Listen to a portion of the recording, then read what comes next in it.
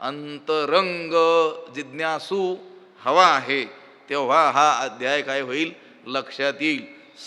बोलता बोलता त्यांनी सांगून टाकलं, प्रसंगू असे आयणीचा, तो गीते माझी षष्ठीचा प्रसंग असे आयणीचा, जैसा क्षीरार्णवी अमृताचा निवाडू झाला.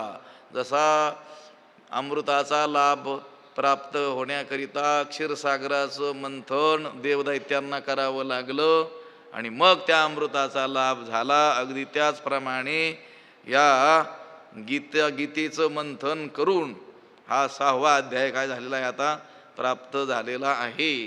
पण तो लक्षात येण्याकरिता अत्यंत सूक्ष्म बुद्धीची गरज आहे. कारण हा जो प्रसंग म्हणजे ह्या योगविषयक जे वर्णन भगवंत करणार आहे तो प्रसंग कसा आहे, प्रसंगू असे आयणीचा, मोठ्या चातुर्याचा मोठ्या बुद्धीचा हा काय आहे प्रसंग आहे. तैसे गीतार्थाचे सार जे विवेक सिंधूचे पार, नाना योग विभव भांडार उघडले का. हा जो अध्याय आहे, हा 6वा जो अध्याय आहे, तैसे म्हणजे त्याप्रमाणे, गीतार्थाचे सार हा 6वा अध्याय म्हणजे गीतेच्या अर्थाचे काय आहे सार आहे. भगवद्गीता, त्या भगवद्गीतेचा अर्थ आणि त्या अर्थाचाही सार म्हणजे हा 6वा अध्याय आहे.